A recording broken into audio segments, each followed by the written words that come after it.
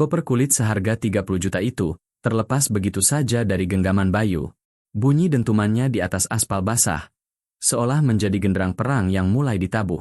Di hadapannya, bukan pelukan hangat dari istri tercinta yang ia temukan melainkan sebuah pemandangan yang sanggup menghentikan detak jantungnya. Seorang wanita, dengan tubuh yang hanya tinggal tulang berbalut kulit kusam, sedang berjongkok di samping tumpukan sampah yang membusuk. Tangannya yang pecah-pecah dan menghitam, dengan gemetar memungut sepotong roti berjamur dari dalam styrofoam bekas. Wanita itu adalah Sari. Wanita yang selama 10 tahun ini menjadi satu-satunya alasan Bayu mau bertaruh nyawa di tengah keganasan Laut Utara yang membeku. Sari, suara Bayu pecah, nyaris tak terdengar di antara bisingnya lalat yang berkerumun. Wanita itu tersentak. Bahunya menciut. Kepalanya menoleh pelan dengan tatapan yang penuh dengan trauma luar biasa. Namun, bukannya berlari memeluk suaminya yang baru pulang membawa kesuksesan besar. Sari justru merangkak mundur. Ia bersembunyi di balik karung plastik besar, sambil menutupi wajahnya dengan kedua tangan. Jangan siksa saya lagi, Mas Indra. Rintihnya dengan suara serak yang menyayat hati. Ampun, hari ini saya cuma dapat sedikit. Tolong jangan sakiti saya lagi. Dak. Jantung Bayu seolah berhenti. Nama itu, nama sepupunya disebut dalam sebuah ketakutan yang begitu mendalam. Amarah Bayu membuncah, mengalir dari ujung kaki hingga ke ubun-ubun. Di belakangnya, sebuah mobil sport merah mewah melaju kencang meninggalkan kompleks elit tersebut. Mobil yang Bayu tahu persis, dibeli dengan hasil keringatnya selama 10 tahun terakhir. Semua ini bermula 1 dekade yang lalu. Bayu adalah pria biasa dengan mimpi yang dianggap gila oleh orang-orang di kampungnya. Ia hanyalah anak seorang kuli bangunan yang nekat melamar menjadi pekerja di rig pengeboran minyak lepas pantai. Demi Sari, demi wanita yang ia cintai, ia rela menandatangani kontrak berbahaya di tengah samudra. Aku akan buatkan kamu istana, Sar. Kamu gak akan pernah lagi merasakan lapar. Janji Bayu sebelum berangkat. Sari menangis saat itu, memeluk Bayu erat, seolah tak ingin melepaskan harta satu-satunya yang ia punya. Namun, Bayu harus pergi. Ia menitipkan segala urusan keuangan dan pembangunan rumah mereka kepada satu-satunya orang yang ia anggap saudara. Indra. Indra adalah sepupunya sendiri. Sejak kecil, mereka tumbuh bersama. Bayu mempercayai Indra, lebih dari ia mempercayai dirinya sendiri. Setiap bulan, tanpa absen, Bayu mengirimkan hampir seluruh gajinya yang bernilai fantastis ke rekening yang dikelola oleh Indra. Tenang, Yu. Rumahmu sudah hampir jadi. Sari juga sudah tinggal di sana, makin makmur dan bahagia. Itu yang selalu dikatakan Indra lewat sambungan telepon satelit yang sering terputus-putus. Indra bahkan sering mengirimkan foto-foto rumah mewah, foto Sari yang tampak nyaman, hingga foto anak mereka, Rian, yang tampak sehat dengan seragam sekolah mahal. Bayu tersenyum di tengah badai laut. Ia merasa pengorbanannya tidak sia-sia. Ia rela menahan dingin yang menusuk tulang demi masa depan yang terus ia bangun lewat tangan Indra. Hingga akhirnya masa kontrak 10 tahun itu selesai. Bayu memutuskan pulang tanpa memberi kabar. Ia ingin memberikan kejutan besar. Ia membayangkan akan ada tangis haru, akan ada sambutan hangat di gerbang rumah mewah mereka. Namun, kejutan itu justru berbalik menjadi sembilu yang menyayat batinnya. Rumah mewah yang selama ini dikirimkan fotonya oleh Indra memang ada. Berdiri megah di klaster Green Garden. Tapi, saat Bayu menekan bel yang keluar adalah seorang pria asing. Cari siapa, Mas? Tanya pria itu dengan nada curiga. Saya Bayu, pemilik rumah ini. Di mana istri saya, Sari? Pria itu tertawa. Tawa yang terasa sangat merendahkan. Mas mengigau ya? Ini rumah saya.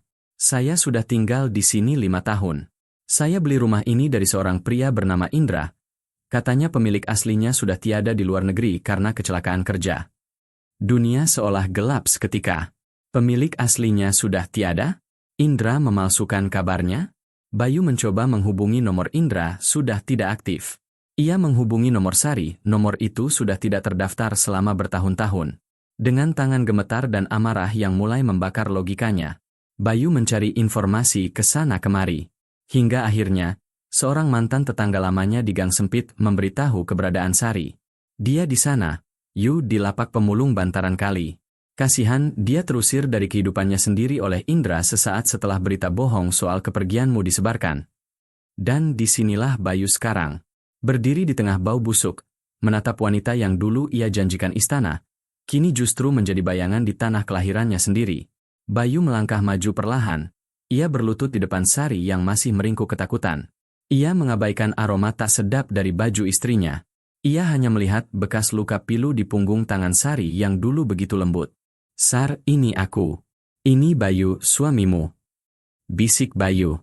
Air matanya jatuh, membasahi tangan Sari yang kotor. Sari perlahan membuka matanya. Ia menatap wajah Bayu. Lama, seolah mencoba mengenali sosok yang sudah lama dianggap hilang. Saat ia menyadari bahwa pria di depannya benar-benar suaminya yang masih bernapas, tangisnya pecah. Bukan tangis bahagia, tapi tangis pedih yang luar biasa. "Mas, Mas Bayu, Mas masih ada?" Suaranya parau, penuh dengan penderitaan. Indra bilang Mas sudah punya hidup baru di sana. Mas bilang Mas malu punya istri kayak aku. Indra ambil semuanya, Mas. Dia ambil rumah kita, dia ambil hak kita, dia bahkan. Sari tidak sanggup melanjutkan kalimatnya. Ia menunjuk ke arah gubuk reot dari kardus di belakangnya. Di sana, seorang anak kecil laki-laki terbaring tak berdaya di atas selembar plastik. Tubuhnya menggigil, nafasnya terdengar berat, dan wajahnya pucat karena kurang asupan. Itu Rian, anak kandung Bayu. Bayu mengepalkan tangannya begitu kuat hingga urat-urat di lengannya menonjol tajam. Rasa sakit di hatinya tidak sebanding dengan hancurnya jiwa Bayu melihat darah dagingnya sendiri diperlakukan lebih rendah daripada makhluk apapun oleh orang yang ia anggap saudara. Di kejauhan, seolah terdengar tawa Indra yang sedang berpesta pora dengan hasil rampasannya. 10 tahun aku bertarung dengan badai di laut, Indra. Desis Bayu dengan suara yang sangat rendah, namun mengandung janji pembalasan yang nyata. Sekarang, aku akan membawa badai itu ke depan pintu rumahmu. Bayu berdiri. Ia mengangkat tubuh istrinya dan anaknya yang terasa sangat ringan. Ia tidak akan lari, ia akan menghadapi ini. "Ayo, Sar, ayo Rian. Kita pulang." "Pulang kemana, Mas? Kita sudah nggak punya apa-apa." Tangis Sari terseduh-seduh. Bayu menatap lurus ke depan, ke arah cahaya kota yang gemerlap. "Kita punya segalanya, Sar. Karena hari ini, Bayu Pradana sudah kembali. Dan dia tidak datang untuk menyerah, dia datang untuk menuntut keadilan." Sebelum kita melihat bagaimana Bayu mulai meruntuhkan kerajaan palsu milik Indra, saya ingin menyapa kalian semua. Dari kota mana kalian menyimak kisah penuh perjuangan ini? Coba tulis di kolom komentar, agar semangat dari kisah takdir yang berbalik ini bisa menyebar lebih luas. Bayu tidak membawa Sari dan Rian ke tempat sembarangan. Ia memilih sebuah apartemen privat dengan fasilitas medis terbaik. Baginya, keselamatan anak dan istrinya adalah prioritas utama sebelum ia memulai peperangan yang sesungguhnya. Saat Sari melihat ranjang yang bersih dan empuk, ia justru jatuh terduduk di lantai. Tubuhnya yang terbiasa dengan kerasnya aspal dan kotornya lapak pemulung, seolah menolak kenyamanan itu. "Mas, kita nggak pantas di sini, nanti kalau Mas Indra tahu, dia akan semakin marah." Rintih Sari dengan tatapan kosong yang traumatis. Bayu berlutut, memegang kedua tangan istrinya yang kasar. "Dengarkan aku, Sar. Tidak akan ada lagi orang yang bisa menyentuhmu. Tidak akan ada lagi yang bisa menyakitimu. Indra, dia tidak memiliki apapun lagi. Karena semua yang dia pamerkan adalah milikmu." Setelah dokter memastikan Rian mendapatkan perawatan paru-paru yang intensif, Bayu melangkah keluar. Penampilannya kini berubah total. Jas hitam yang ia kenakan mencerminkan ketegasan seorang pria yang sudah kenyang dihantam badai samudra. Tujuan pertamanya adalah bank pusat tempat ia menitipkan seluruh hasil keringatnya selama 10 tahun. "Selamat siang, Bapak Bayu Pradana. Senang sekali melihat Bapak kembali," sapa manajer bank dengan sangat sopan. Di sistem mereka, Bayu adalah nasabah kelas atas yang nominal saldonya sanggup membeli puluhan rumah mewah. "Saya ingin mencabut semua hak akses dan surat kuasa atas nama Indra Lesmana," ujar Bayu dingin. "Serta berikan saya rincian setiap aset yang dibeli menggunakan dana dari rekening saya selama saya tidak ada." Manajer itu tertegun, tangannya dengan cepat menari di atas keyboard. "Tapi Pak, Bapak Indra baru saja mencairkan dana 500 juta rupiah kemarin untuk uang muka sebuah villa di puncak." Bayu tersenyum tipis, senyum yang terasa mencekam. "Mulai detik ini, jangan biarkan 1 rupiah pun keluar tanpa persetujuan saya langsung. Dan segera proses pembekuan semua kartu debit yang dipegang olehnya." Malam harinya, di sebuah restoran rooftop yang sangat eksklusif di Jakarta Pusat, Indra sedang berada di puncak kesombongannya. Ia duduk dikelilingi oleh rekan-rekan bisnis palsunya, memesan makanan dan minuman paling mahal. Jam tangan emasnya berkilau terkena lampu restoran. Hahaha, tenang saja, teman-teman, seru Indra sambil mengangkat gelasnya tinggi-tinggi. Bisnis konstruksi saya sedang naik daun. Sepupu saya yang malang itu sudah lama hilang di Laut Utara. Harta warisannya tentu saja jatuh ke tangan saudaranya yang paling pintar ini. Tiba-tiba suasana restoran yang bising menjadi senyap. Pelayan menghentikan langkah mereka, dan musik latar perlahan mati. Seorang pria dengan langkah mantap berjalan menembus barisan meja. Aura kehadirannya begitu kuat hingga semua orang menoleh. Pria itu berhenti tepat di hadapan Indra. Indra membeku. Gelas di tangannya bergetar hebat hingga isinya tumpah ke kemeja mahalnya. Matanya membelalak, seolah melihat sosok dari alam lain. Bah, Bayu. Enggak mungkin, kamu seharusnya sudah tidak ada. Suara Indra tercekat di tenggorokan. Bayu menarik kursi dengan tenang, duduk tepat di depan sepupunya yang gemetar. Ia mengambil sepotong daging dari piring Indra dan memotongnya perlahan. Makanannya enak, Indra? Tanya Bayu dengan nada santai namun menusuk.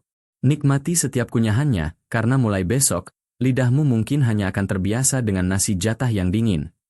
Kamu salah paham, aku bisa jelaskan semuanya.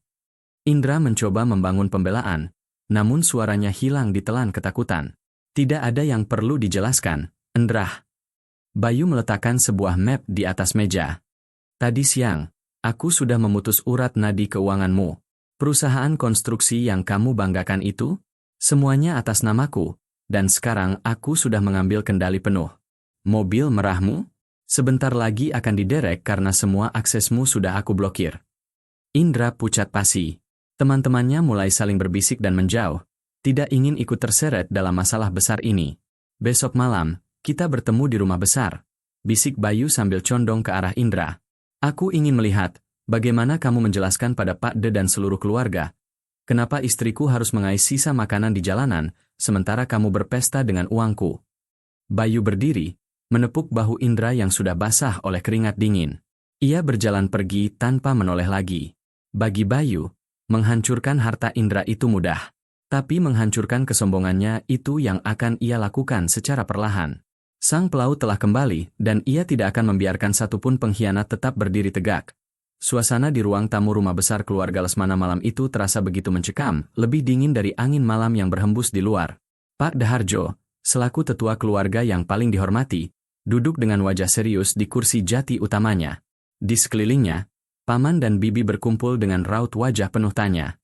Indra duduk di pojok ruangan, wajahnya layu, matanya terus bergerak gelisah. Di sampingnya, ibunya terus menggenggam tangan Indra. Tenang, nak. Bayu itu hanya sedang emosi. Masa sama saudara sendiri dia tega bertindak jauh.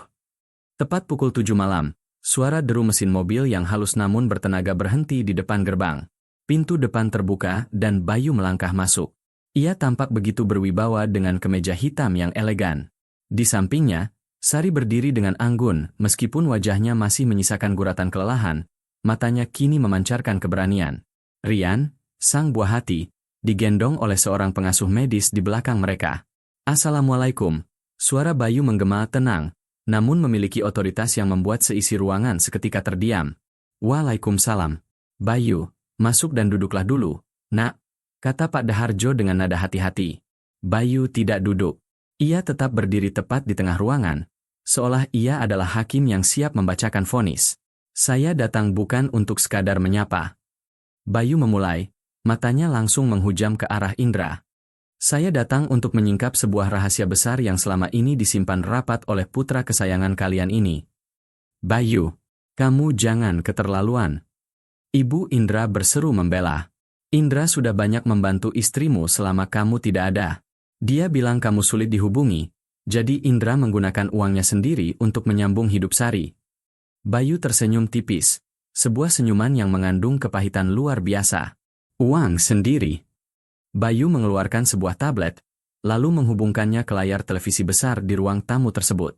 Mari kita saksikan bersama bagaimana bantuan itu bekerja. Layar televisi menyala. Sebuah grafik mutasi rekening muncul dengan sangat jelas. Ini adalah catatan keuangan saya selama 10 tahun bekerja di Laut Utara. Bayu menunjuk angka-angka yang berderet rapi. Setiap bulan, saya mengirim rata-rata 150 juta rupiah ke rekening yang dikelola Indra. Totalnya, lebih dari 3 miliar rupiah. Suara bisikan kaget mulai memenuhi ruangan. 3 miliar rupiah, sebuah angka yang tak terbayangkan bagi mereka.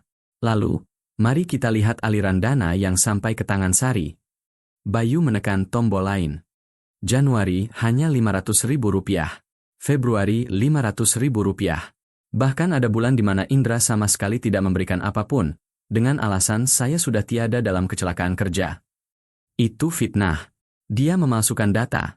Teriak Indra dengan suara gemetar, mencoba berdiri namun kakinya seolah tak bertulang. Diam kamu, Indra, bentak Pak Daharjo. Suaranya yang menggelegar membuat Indra menciut. Bayu melanjutkan, dan ini puncaknya.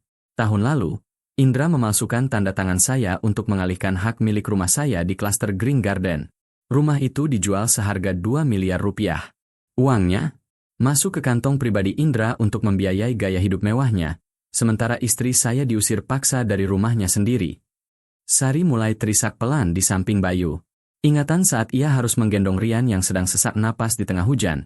Sementara Indra mengusirnya seperti orang asing, kembali berputar di kepalanya. Indra. Pak Daharjo menoleh ke arah keponakannya dengan tatapan nanar. Benarkah semua yang dikatakan Bayu? Indra tidak bisa menjawab. Keringat dingin membasahi seluruh tubuhnya. Bukan hanya uang yang dia ambil. Suara Bayu merendah, namun setiap katanya terasa sangat tajam. Tapi dia juga merampas hak Rian untuk tumbuh sehat. Dia membiarkan darah daging saudaranya sendiri menderita karena kekurangan gizi, sementara dia berpesta di restoran mewah setiap malam. Bayu meletakkan sebuah map coklat di atas meja jati Pak Daharjo. Di dalam itu adalah berkas laporan kepolisian atas dugaan penipuan, penggelapan aset, dan tindakan tidak manusiawi. Petugas berwenang akan tiba dalam hitungan menit. Bayu, tolong jangan bawa ke jalur hukum. Ibu Indra memohon sambil menangis. Dia saudaramu, kalian tumbuh bersama. Saudara. Bayu menoleh dengan tatapan yang sangat dingin. Saudara macam apa yang tega membuat keponakannya sendiri nyaris kehilangan napas karena tidak mampu berobat? Saudara macam apa yang membiarkan iparnya sendiri mengais makanan di jalanan? Bayu menarik lembut tangan Sari, menunjukkan bekas-bekas penderitaan di sana. Semua orang di ruangan itu tertunduk malu. Mereka baru menyadari bahwa selama ini mereka telah memuja seorang pengkhianat. Suara sirine petugas mulai terdengar di kejauhan semakin dekat, dan akhirnya berhenti tepat di depan rumah. Indra jatuh terduduk di lantai, hancur berkeping-keping. Topeng, sukses, yang ia pakai selama ini telah terlepas selamanya. Ini bukan soal dendam, Indra, bisik Bayu tepat di hadapan Indra sebelum petugas masuk. Ini soal keadilan yang harus ditegakkan. Selamat merenungi setiap kesalahanmu di balik dinding yang dingin. Suasana malam di rumah besar itu seketika berubah menjadi pemandangan yang memilukan bagi keluarga besar Lesmana. Tidak ada lagi tawa sombong, tidak ada lagi pamer harta. Yang ada hanyalah suara derap langkah petugas yang menggiring Indra menuju mobil patroli. Indra tertunduk, wajahnya pucat pasi. Ia yang dulu merasa menjadi raja di atas penderitaan orang lain, kini harus menghadapi kenyataan bahwa rahasia besar miliknya telah terbongkar. Seluruh keluarga besar hanya bisa menatap dengan rasa malu yang mendalam. 1 bulan kemudian, Bayu berdiri di depan sebuah ruko 2 lantai yang baru saja ia renovasi. Ia tidak memilih kembali ke klaster mewah yang penuh kenangan pahit. Baginya, sebuah rumah sejati adalah tempat di mana ketenangan batin berada. Ia menggunakan sisa tabungan dan aset yang berhasil ia selamatkan untuk membuka usaha logistik dan distribusi. Mas, apa tidak terlalu berat kalau kita mulai dari sini? Tanya Sari lembut. Ia kini terlihat jauh lebih sehat, rona di pipinya telah kembali, dan matanya tidak lagi memancarkan ketakutan. Bayu merangkul bahu istrinya. Sar, kita mulai dengan pondasi yang jujur. Tidak ada lagi perantara yang berkhianat. Cukup aku, kamu, dan Rian. Rian kini sudah bisa berlarian di taman ruko. Paru-parunya berangsur pulih berkat pengobatan terbaik yang kini mampu Bayu berikan langsung. Setiap pagi, Bayu sendiri yang mengantar Rian ke sekolah. Ia ingin menebus 10 tahun waktu yang hilang, 10 tahun di mana ia hanya mengenal anaknya lewat foto-foto palsu. Namun, di balik dinginnya dinding besi, nasib sedang memberikan pelajaran terberat bagi Indra. Indra duduk meringkuk di sudut ruangan yang sempit. Tidak ada lagi kemeja sutra mahal. Tidak ada lagi wangi parfum bermerek. Yang tersisa hanyalah pakaian seragam berwarna kusam yang menjadi tanda hilangnya kebebasan. Di dalam sana, kabar tentang seorang pria yang mengkhianati saudaranya sendiri tersebar dengan cepat. Para penghuni lain menatapnya dengan pandangan rendah. Bagi mereka, sejahat-jahatnya seorang pria, mengkhianati darah daging sendiri adalah tindakan yang paling tidak termaafkan. Jadi, ini dia orangnya? Tanya seorang pria bertubuh besar di dalam sel tersebut. Pria yang membiarkan keponakannya menderita demi gaya hidup mewah. Indra hanya bisa diam, gemetar ketakutan. Ia yang dulu merasa berkuasa karena uang, kini sadar bahwa tanpa integritas, ia bukan siapa-siapa. Suatu siang, Bayu datang berkunjung. Bukan untuk mencaci, melainkan untuk memberikan penegasan terakhir. Mereka dipisahkan oleh sekat kaca. Indra tampak sangat mengenaskan. Matanya cekung dan tangannya terus gemetar saat memegang gagang telepon komunikasi. "Yu, tolong cabut laporannya, Yu." Tangis Indra pecah. "Aku janji akan jadi budakmu, aku akan ganti semua uangnya, tolong keluarkan aku dari sini." Bayu menatap Indra dengan pandangan yang tenang, namun sangat dingin. "Uang bisa dicari, Indra. Tapi kepercayaan yang sudah kamu hancurkan tidak akan pernah bisa kembali utuh," ujar Bayu pelan namun tegas. 10 tahun aku bertaruh nyawa di tengah badai laut utara. Setiap kali ombak menghantam, aku selalu berkata pada diriku sendiri, tenang, ada Indra yang menjaga keluargaku. Aku memberikan segalanya karena aku percaya padamu. Aku hilaf, Yu. Hilaf itu satu kali, Indra. Tapi melakukannya selama bertahun-tahun sambil melihat Sari menderita, itu adalah pilihan hidup, lanjut Bayu. Aku sudah memindahkan sisa asetmu untuk menjamin pendidikan Rian hingga sarjana. Dan rumah di puncak itu? Sudah aku alihkan untuk yayasan yatim piatu. Biar setidaknya, ada kebaikan yang lahir dari harta yang kamu ambil secara tidak benar itu. Bayu meletakkan gagang telepon. Ia berdiri, merapikan pakaiannya, dan berjalan keluar tanpa menoleh lagi. Di parkiran, Sari dan Rian sudah menunggu. Bayu masuk ke dalam mobil, menghirup napas panjang yang terasa sangat lega. Beban 10 tahun itu akhirnya terangkat. Ia menyadari bahwa takdir memang memberikan ujian yang berat, namun juga memberikan kekuatan yang luar biasa melalui kesetiaan seorang istri. Kini, langkah Bayu bukan lagi untuk membalas dendam, melainkan untuk membangun masa depan yang cerah di atas puing-puing pengkhianatan. Sang pelaut telah menemukan dermaganya dan kali ini, ia tidak akan pernah membiarkan siapapun merusak rumah yang ia bangun dengan cinta. Waktu adalah hakim yang paling jujur. 5 tahun telah berlalu sejak badai pengkhianatan itu memporak-porandakan hidup Bayu. Kini, di sebuah lahan luas yang asri di pinggiran kota, berdiri sebuah kantor pusat logistik yang sangat sibuk. Di gerbang utamanya, terpampang nama yang kini dikenal luas di industri distribusi, Pradana Jaya. Bayu tidak lagi harus bertaruh nyawa di tengah rig minyak yang membeku. Ia kini duduk di ruang kerjanya yang luas dengan jendela besar yang menghadap ke arah matahari terbenam. Penampilannya tenang, matanya mencerminkan kedamaian seorang pria yang telah menyelesaikan misinya. "Mas, ini laporan akhir tahun kita," suara lembut itu menyapa. Sari masuk dengan senyum yang begitu cerah. Ia kini bukan lagi wanita yang rapuh. Ia adalah tangan kanan Bayu dalam mengelola kerajaan bisnis mereka. Sari mengenakan pakaian yang anggun namun bersahaja, memancarkan martabat seorang istri yang telah melewati ujian kesetiaan paling berat. "Bagaimana dengan sekolah Rian?" tanya Bayu sambil meraih tangan istrinya. "Dia baru saja memenangkan kompetisi sains, Mas. Dia bilang dia ingin menjadi insinyur hebat seperti bapaknya, tapi dia ingin membangun jembatan agar orang-orang selalu terhubung, bukan terpisah," jawab Sari bangga. Bayu tertegun. Kalimat anaknya seolah menyembuhkan sisa-sisa luka lama di hatinya. Hidup mereka kini bukan lagi tentang pamer kekayaan, melainkan tentang kebermanfaatan. Bayu membuktikan bahwa harta yang hilang bisa dicari kembali, namun keutuhan keluarga adalah takdir yang harus dijaga dengan nyawa. Namun, bagaimana dengan akhir dari sang pengkhianat? Hari itu adalah hari pembebasan bersyarat bagi Indra. Setelah menjalani masa hukuman yang panjang, ia akhirnya melangkah keluar dari gerbang besi yang tinggi itu. Namun, tidak ada sambutan meriah. Tidak ada mobil mewah yang menunggu. Tidak ada lagi teman-teman yang dulu selalu memujinya saat ia memegang uang miliaran. Indra berdiri di pinggir jalan dengan tas jinjing tua yang lusuh.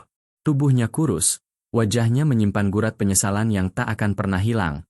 Ia mencoba mendatangi rumah ibunya, Namun rumah itu sudah lama dijual untuk menutupi kerugian besar yang ia buat. Ibunya kini tinggal di sebuah desa terpencil dan telah menutup pintu komunikasi karena rasa malu yang amat dalam. Indra berjalan melewati kantor Pradana Jaya tanpa sengaja. Dari kejauhan, ia melihat Bayu keluar dari mobilnya, merangkul Sari dan memeluk Rian yang berlari menyambutnya. Mereka tertawa lepas, sebuah kebahagiaan yang sangat tulus, yang tidak pernah bisa dibeli dengan uang hasil rampasan. Indra ingin mendekat, ia ingin bersimpuh memohon maaf. Namun langkahnya terhenti.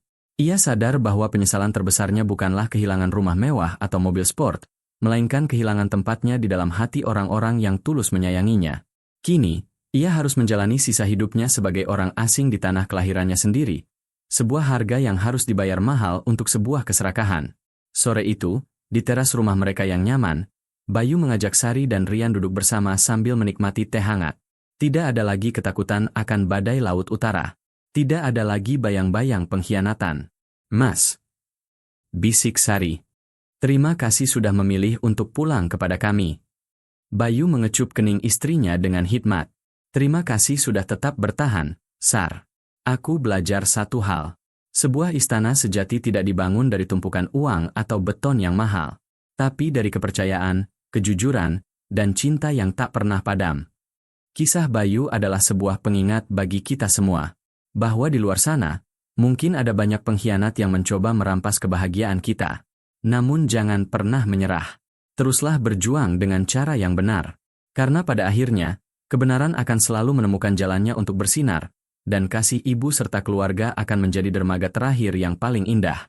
Ingatlah, rumah yang sesungguhnya bukan tentang seberapa megah atapnya, tapi tentang siapa yang ada di dalamnya untuk mendekapmu saat dunia terasa tidak adil.